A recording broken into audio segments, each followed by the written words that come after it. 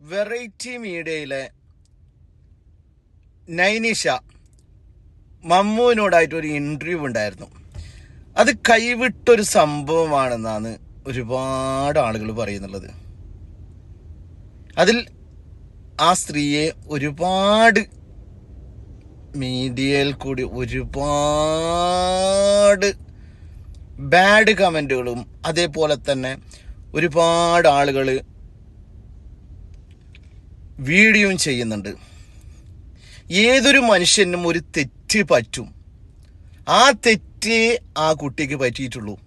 ആയിരിക്കും ആ പെൺകുട്ടിക്ക്. മമ്മു അവൻ ചെയ്ത കാര്യങ്ങളെല്ലാം തുറന്ന് പറഞ്ഞു. ഞാൻ ഇന്നത് ചെയ്തിട്ടുണ്ടായിന്, ആ കാര്യങ്ങളെല്ലാം അവൻ്റെ അറിവില്ലായ്മ കൊണ്ട് അവൻ തുറന്ന് പറഞ്ഞു. കാരണം ചില ഒരുപാട് യാതനകളുടെ വേദനകളും കൂടിയിട്ട് ജീവിച്ച മനുഷ്യനാണ്. ഇന്ന് ആ തൊപ്പിൻ്റെ ഒക്കെ കൂടിയതിന് ശേഷം ഒരു എൻജോയ്മെൻറ്റ് ചെയ്യുന്നുണ്ട് ആ സുഹൃത്ത്.